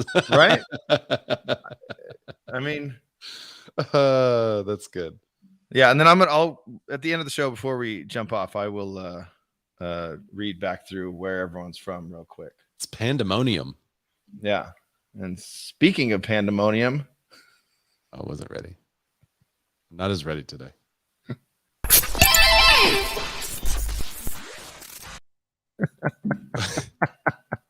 Adjustable rate mortgages are back. Adjustable rate mortgages are making a comeback. Ooh. Are you familiar with these arms? Isn't this scary for people? I didn't even read this one. Why? Why is it scary? It's just a tool used by the lending industry to sell more houses. Adjustable rate mortgage demand doubles as interest rate hits the highest since 2009. That's the second half of this article, is we're going to talk about interest rates here. Mortgage rates moved even higher last week. Its total mortgage application volume fell 8.3% compared with the previous week and was 50% lower than a year ago. Higher rates are hitting home buyers. Mortgage applications to purchase a home fell 8% for the week. It was 70% lower than the same week a year ago. Oh, that's to purchase. I meant overall financing applications were 50%, including refis. Sorry. The recent decrease in purchase applications is an indication of potential weakness in the home sales in the coming months, said Joel Kahn, Mortgage Bankers Association economist. Buyers, however, are turning more now to adjustable rate mortgages, which offer lower interest rates. The average rate on a 5-year ARM was 4.28% last week. The average rate, where is it up here? The average rate on a conforming loan balance, 647,000, 30-year fixed, it was 5.37. So 5.37 compared to 4.28. Now, adjustable rate mortgages do adjust after 5 or so years. Is it? And what do they have? 5-1 ARMs, 10-1 ARMs? Yeah. Bare arms. The share of applications was up 9%. So by loan count, it was up 9%. By volume, it was up 17%. Wait, so Jason still has clients that are still on an ARM and it hasn't adjusted since 2011? What? I don't understand. That's what I don't get. Does it continue to adjust? Is there like a refi and adjust and then you have another 5 years? I don't know how that works, honestly. Well, can't you refi away from your ARM? Yeah. That would be the goal. 3, 5, 7, and 10-year ARMs are the most common. Yeah, because you guys want a quick explanation on yeah. ARM? Well, wait, hold on, because you have a right to adjust ARMs, right? And bare arms. No, that's a bare arm. That's a different thing. Okay, sorry, my bad. Yeah. What's the common thing? Are you seeing an increase in ARMs, Ron? And I think we got the 3, 5, 7, and 10-year ARMs. Once it adjusts, does it go up like randomly as the loan changes, or do you have another period of like 3 to 5 to 7 years that is it stagnant? 5 years to the day? Like, when does it adjust? Yeah, go ahead, Ron. Okay, so it's all based on when that loan is sold, right? So your first mortgage date. So that's where it starts. Right. And if you have, and they have different periods, right? So you have a 5-1 ARM or a 5-6 ARM. You may see the 6 instead of a 1 because a lot of banks are getting away from LIBOR because that home manipulation with different banks with manipulating LIBOR. A lot of the banks have gotten away from that, and they're now resetting every 6 months versus every year. So when you see the first number, the 5 or the 10 or the 7, that means it is fixed for 5 years, 7 years, 10 years, right? So your mortgage payment doesn't change at all. And then when you see that slash and that next number next to it, that means the period of time where it resets. So it's right. So that's how that part's calculated. Now, as far as, so let's say we have a 5-1 ARM. In year 6, the determination of where your interest rate is going to be based off of your caps and the prevailing interest rate. So each of these ARM products, they have caps, right? So you have 3 caps, right? So really quickly, the first cap is the maximum amount that the interest rate can change from year to year, from period to period, right? So if it's a 2 in the first cap, that means that it can't go more than 2% over your start rate. So if we had a start rate at 4, that means 6, right? It can't go above that. Right. Per year, right? So so after the first year, then they have another cap, which is the one in between. So if it's a 222, then it would be the next year. And then there's also a max cap, right? So that's how those all are calculated. And a lot of people, they think about ARMs and they think of and they associate them with negative amortization loans, and they're not the same thing at all. Right. So ARMs didn't create the financial crisis. They're not a weapon of mass destruction. It is actually a for the right person, if they understand and can actually calculate the entire risk involved and can assume that risk at the worst case scenario, then it could be a viable product. I'm calculating my risk. I know you can't see me on the. I'm using my calculator watch to calculate. It's my birthday present to myself was a Casio calculator watch. D Jones says, and this is being explained to buyers. Holy crap! Yeah.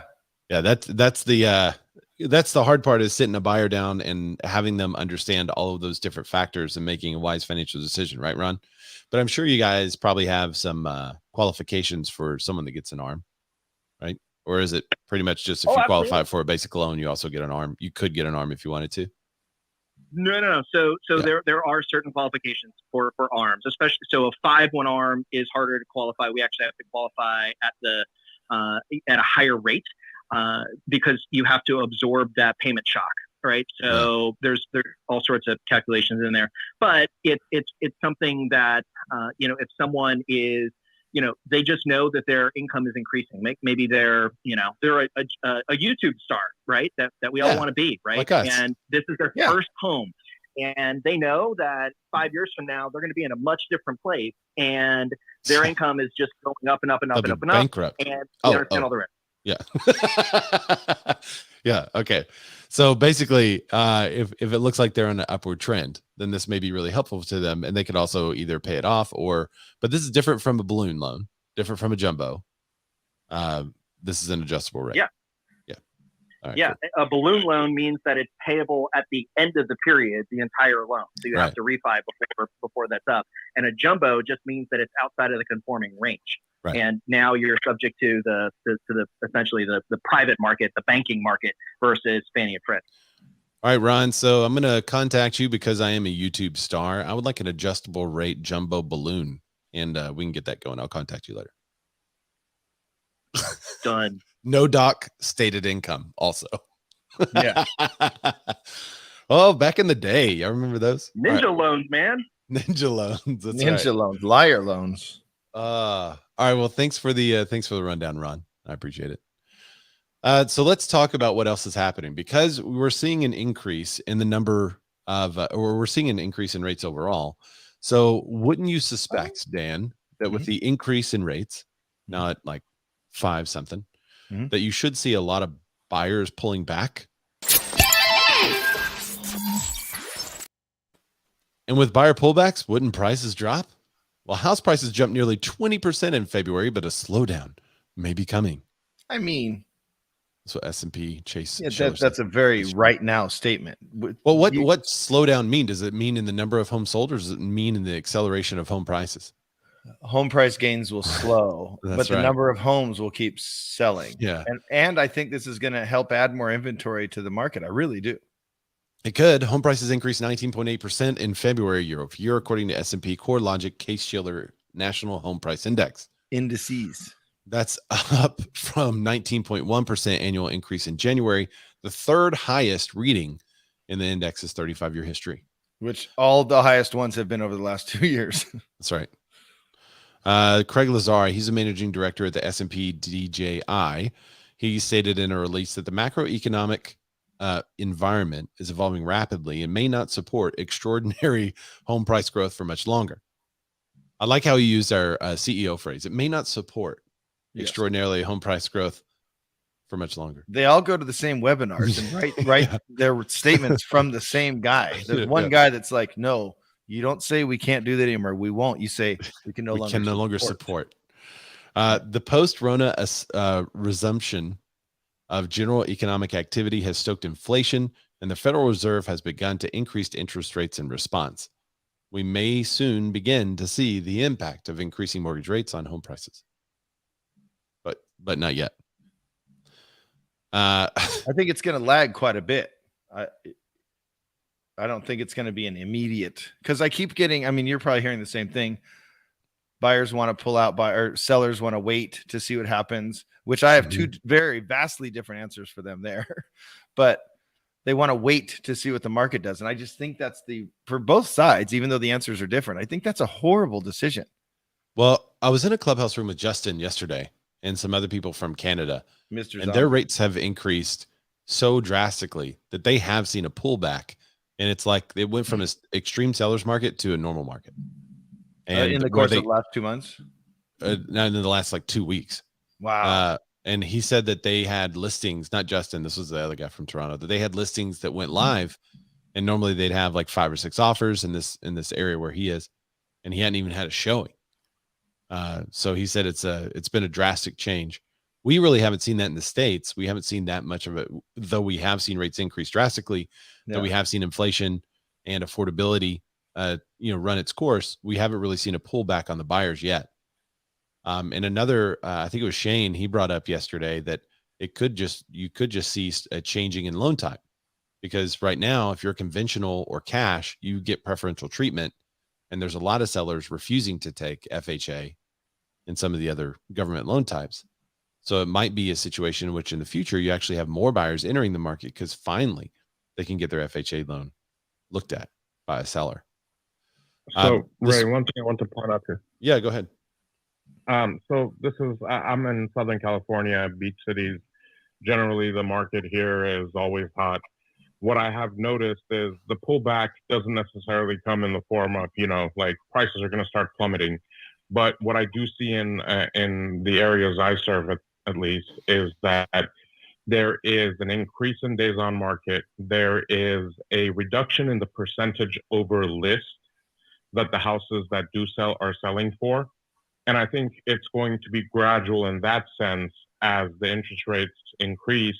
There's going to be a return to time periods, days on market, things like that first.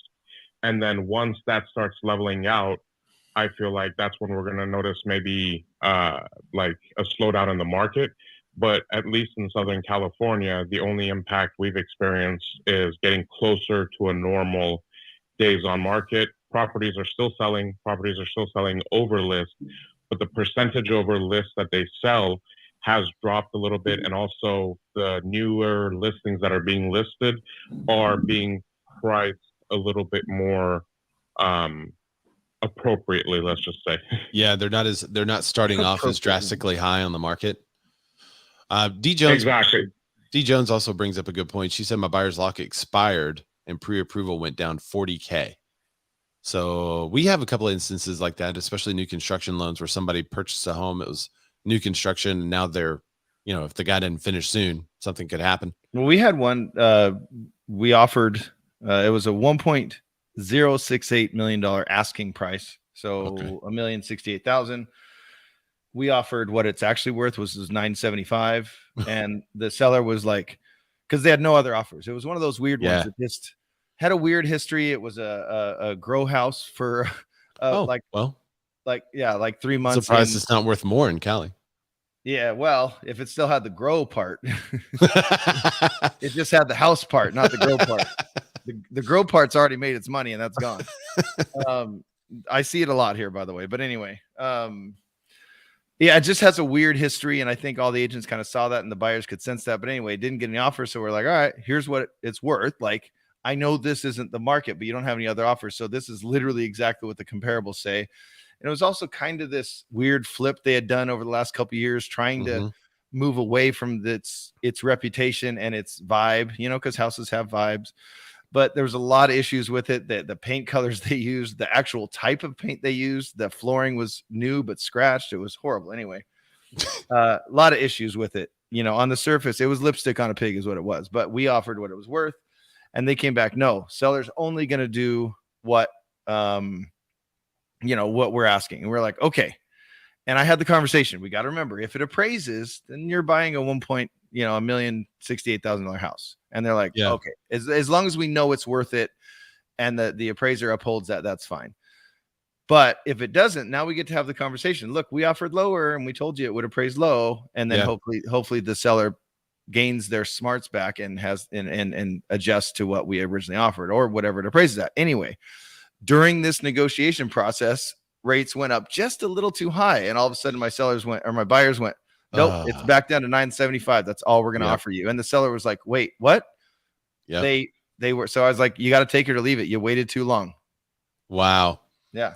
Well, speaking of increase, and this is why this type of thing happens. For median homes financed with a 30-year loan, the monthly payment is $550 higher than a year ago. 1 year ago.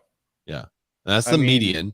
So, but good news is everyone's making at least $550 a month more than. Oh, wait, they're not. That's a rate of 46%, according to calculations from Realtor.com.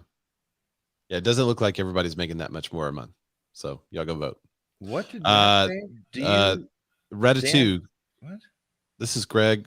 Who is this? Greg Ratatouille? Isn't that his name? Gregory Ratatouille? George Ratatouille. He's a manager of economic research at Realtor.com. He says, as we move through the spring housing market, we are seeing clear signs of cooling demand. Many buyers are declining to take a step back and reevaluate their budget and timelines. Many buyers are deciding to take a step back and reevaluate their budget and their timelines. That's just what Ollie was saying. All right, cool. Interestingly, I mean, what do you think this is going to do to the mortgage industry, Ray? Well, if you're reading the headlines, it's going to do nothing but tank the banks.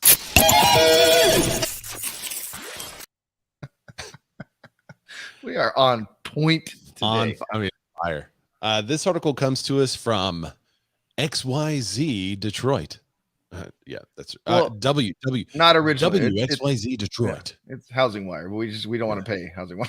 No, it's the original articles on WXYZ Detroit. Rocket Mortgage, AmRock offer voluntary buyouts to about 8% of the team. Isn't that the most interesting thing you've ever heard, Ray? Voluntary buyouts. You're not fired. You're not being laid off. We gave you a voluntary buyout. You just don't work here anymore. If you hate your job, this is a great way to get out. Rocket Mortgage and AmRock have offered about 8% of its team members voluntary buyouts, according to the statement from Rocket Central, which provides human resources services to Rocket companies.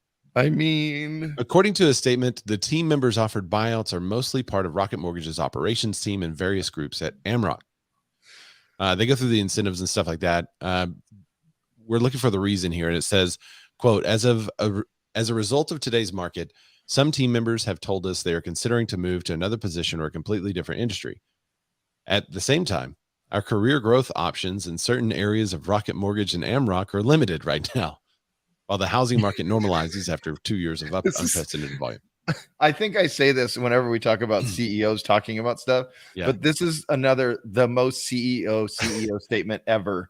That's a pretty good one. I mean, we just found a way to incentivize our people to quit instead of doing it over Zoom. Many of our team members were already looking somewhere else, so this is our way to encourage them to leave. All right, but Rocket is not the only one, Dan.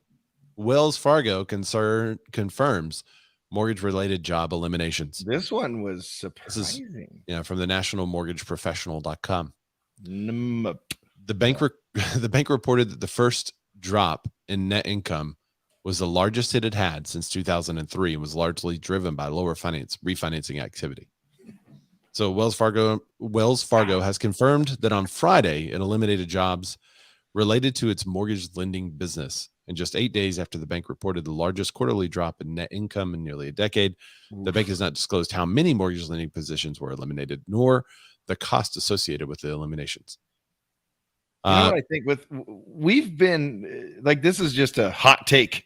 We've been doing really good for a really long time. Like things have been up slowly, up quickly, up slowly. Like, you mean us as a podcast, as realtors, as an industry? We've never not done well on a podcast. We've never not done well as a podcast, as you and I. No, as an industry.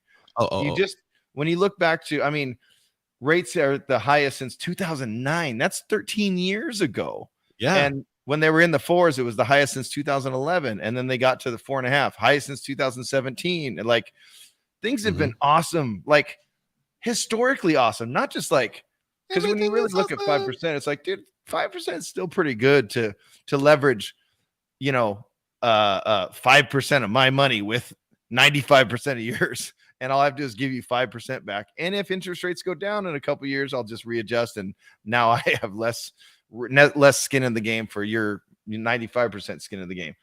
But I think it's we've been in a good spot for a long time. It's time for a dang shakeup. Like, let's go. Why not?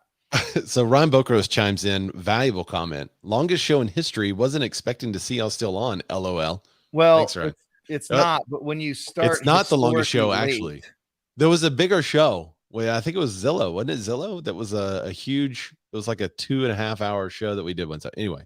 Well, and also on the tanking of the banks. The banking of the tanks. What we do, our year-end shows, our prediction shows, they're usually a good 2 hours. Those are long. Yeah. So I just wanted to mention this because we know that better.com has also laid off people. PenFed, PennyMac, whatever it is. There's actually a full list on wait, I'm going to go to the website real quick. I'm not going to go to the website. I'm just going to tell you it. What? It is called thetruthaboutmortgage.com. Has a list of mortgage closures and mergers and layoffs. So check that out. It's a super long list. And a lot of people are looking at this, talking heads on YouTube and stuff. I need to make a video, Christina M. Smallhorn style, with a lot of fire in the background that says, our bank's going to tank. No. What, if you recall, in early, 2020, housing starts were up 13%. It looked like we were going to be adding more inventory to the market. The market itself was still a seller's market, but it still was pretty good. And everyone was pretty excited about it. Then the pandy hit and everything stopped for like 2 months, right? Mm-hmm. After everything stopped for 2 months, the rates plummeted, and no real estate agents had lunch with lenders for like a year and a half. Still have. Why? Because your lender was so busy with all the refis that they were doing that they forgot about purchase applications. They forgot about Ray. Oh, that should be a song. It is. And so during that time period, they were so busy that all these banks, mortgage operations, hired a lot of staff to process all the refis. And for the last 2 years, that's what they've been doing. Well, now rates have increased. What is super rate sensitive? Refis. It's down, 60% last month, 50% this month. The number of refis, and that was year over year, the number of refis is historically low. So, or the change in the number of refis is historical. And so it's only natural for those banking and lending institutions to make adjustments to their staff based on the consumers who are no longer using the products that those staff were supporting and offering. So I wanted to highlight these two articles just to say, no, the banks are not crashing. And this is not a 2008 and 2009 scenario, Susie Orman. She's using it as such, I'm sure. I'm willing to bet you can go on her page and see some sort of Rocket Mortgage lays off more. Is this the end of the banking industry? Yeah, for real. Ron Bruno is flashing his mic, which we all know is a note to say that I was wrong, and he thinks everything is crashing. No, I'm kidding. He was agreeing. What kind of show is this? No, I don't think it's crashing. It's just adjusting to the current market. The Mortgage Bankers Association, they projected that by the end of this year, we would be at 4%. We progged that already. We're up at like 5.25%, right? If you look at what the current mortgage rates are. So it just wasn't in the plans. So therefore, companies are right sizing from that standpoint. So right sizing. Right. CEO speak, Ron. Is your bank continuing to support your position, Ron? I'm here. For now. They still support your position. For now. Your current employment. I'm on the sales side, so they don't let the salespeople go. That's right. Until the very last minute. When they start laying off people on the sales side, that's when you run for exit. Yeah, it was operations we start team. hearing about that. That's bad. They said it was operations team where which if you're in ops, that's like people that actually do the refis and stuff. So, well, and they actually did say that they're moving people to some different departments and stuff too. They're not, but it's 2,000 out of their 26,000. I think that's Rocket specific. Restructure. That was the favorite word of the 2000s, early 2000s. Pivoting. Yeah, I mean, there's two sides of the business, just like there's two sides of a transaction when it comes to agents. Imagine if you could no longer list homes, right? So you just have to readjust. Or imagine if you can no longer get buyer's agent compensation. You just have to adjust. Ouch. Yeah. Hey, Ray, let's do a quick skit. You ready? To bring it full circle in today's show. Ray, let's do a quick skit. You are the refi manager, and I'm the bank manager. Ready? Let's do a quick skit. Okay. Right. Walk into my office. Give me a knock. Oh, yeah. Come on in. Hey, Dan. How's it going, man? Oh, hey, Ray, buddy. We wanted to talk to you. I know you've been hearing a lot of stuff, probably in the news and on the This Week in Real Estate hosted by the Bearded Man in Real Estate. Right. I wanted to talk to you. I've been avoiding Zoom calls for like the last 3 or 4 weeks. Smart. I wanted to have a quick conversation with what we're going to do is we're going to pivot your employment to unemployment. And along the way, if you like, we're offering a compensation along that. If you want to take that package, if you don't, that's fine as well. But we do need to pivot at this moment. Ray, what do you think about that? That's the discussion currently happening. But so pivot your employment, pivot away from your employment. Tom Ferry brought up a great point because this was happening as it started to happen a couple of weeks ago. He was like, guys, if you're looking for a transaction manager, a TC, somebody that is really up on the game of paperwork and processing and all that stuff, and you are not, you need to start calling all these people, and you need to have applications available for people to fill out. Processors. Yeah. Because it's a really great time to find somebody that's very knowledgeable of the real estate industry, that's currently looking for a job, that's good at what they do, that can work at VA. And maybe they got a pretty good compensation package and they don't need much right for now. Real. Maybe you could support their employment. You can support their employment because someone else didn't. All right. Well, Dan, you ready to tell everybody where they can find you, and we will shut down the show? Yeah, I want to go through where everyone's from real quick here. Oh, wow. 58 comments over there in the chat. I really appreciate you guys chatting over there. That's pretty cool. I got to put on my not as cool Jesse Mao, you're going to have to, this show is recorded. You just said, what is the NAR class action? Go back and listen to the recording. It should be ready really quickly. Yeah. I just want to throw that out there. So we have... and it started off great, and I'm not going to say who, but it was like, "Hi, how are you, friends? I'm from India." Yeah. And then it says, "Tell me about your," and then D Jones, "Hey Beards," and then Sherry says, "What's the name of the book you're talking about?" Which book were we talking about then? I don't know, but that was Daryl Eves. All right, let me find this. So that's Sherry Way wanted that one, but the commenter took it as, I'm not talking about any book. I'm just asking, where's your house? Oh my gosh. and then Sherry goes, no, Ray was talking about a book. And then the other commenter goes, no one in news was talking about the book. I was just talking about you. So where are you from? That's so funny. Yeah. So anyway. All right, I'm going to send a message to Sherry. Hopefully she's still there, but the YouTube Formula is the name of the book. It's by Daryl. I think it's pronounced Ives. It's Eves. Yes. And he's writing the coattails of what Mr. Beast did. Well, he is what Mr. Beast did. Oh, that's what he's the behind the scenes of Mr. Beast. Is Sherry still here? What she said. So I'm going to have to text it to her. Ready. William Petrowski. Is that how I say your name? Chicago. Steve Chas, Fort Worth. Alex Aguirre's Temecula, California. Kim Chaffin, thank you for checking in from Charleston, West Virginia. Nadine Sanchez is Raleigh, North Carolina. Sorry, Nadine, you can no longer use the Zillow Premier Agent program. Ryan Longenecker. Really? What? That's his name. He's from Phoenix. Hi, Ryan. Deanna Leggett, Raleigh. I think it's Raleigh. Raleigh. Sorry, I'm from California. We say everything wrong because we're entitled. Anyway, Sherry is St. Louis.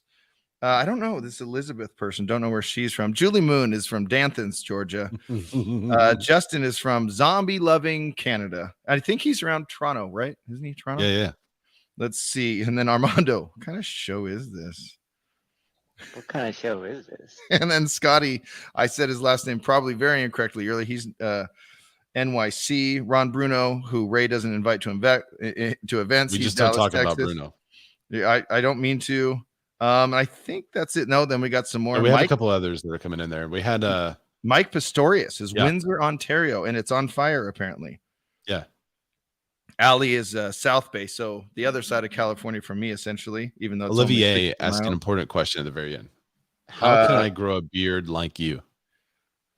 Well, I have comments on that. Cindy Aronia is from Cindy Sells Salt Lake. She hashtagged herself.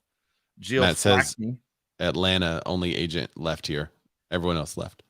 Yeah, so don't call anyone else except for Matt Lana. Oh, damn. I just did a thing for you, Matt. You're welcome. Southwest and Central Missouri. We needed you earlier. We needed her earlier. Why didn't she talk about Who was that, Ashley? Jill Flackney. Oh, I don't know Jill. Yeah, but I think we got some more coming in, right? Nikki is New York City. And then there's lots of LOLs as in regards to the 30% from Zillow. And I think we're good. Then we talk about arm stuff. Bear arms is fun. Yeah, there's we should have. Okay, so next week you'll have to be more timely in the chat, Dan. You can't bring up the chat at the very end. You gotta dive into the chat. I know, but I don't think covering like in the middle of a heated conversation. I don't think it's time to cover. Hey, Olivier wants to know what a beard looks like. That's definitely our style. All right. Yeah. All right, that happens. Then I'm going to do it. This is my first time. As long as people like Matt LaMarche are in this, that's always going to happen. I've never really read through the chat. I know it's only like a few weeks old, so I'm stoked on this. This is going to be my thing. It's actually that's a nice thing. I'm going to champion. I wish there was a way to display it, but I can't display it on the screen. We'll try to find a way to display.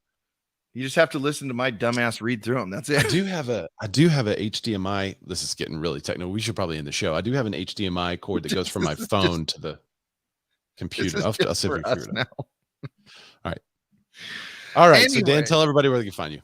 Instagram. Just go to Instagram. If you want to pay me stuff, just DLudwigRocks, DLUDWIGROCKS. That's Cash App. I will take all the money you want to send me on Cash App, but don't think of it as paying me. Think of it as buying me a beer because you love me and my mullet so much. And over on Instagram is the same thing. DLUDWIGROCKS. It's right there at the bottom. If you're watching me currently, Ray, where can they find you? You can find me at Ray Zorback. That's RAYZORBACK. Everywhere good Razorbacks are sold. And like I said, go to Instagram, find it there. Oh, Dan's camera just turned off. Perfect timing. Yeah. Find me there and be sure to follow, hit the bell, put me on your favorites, whatever you have to do on Instagram. You're not going to want to miss some of the stuff that I'm going to share over the next couple of weeks about the masterminds I had with some of the best people in real estate video, and what I learned from each one of them. So be sure you're following, and we will see you guys next time. Thanks, bye, everybody. Bye. Bye.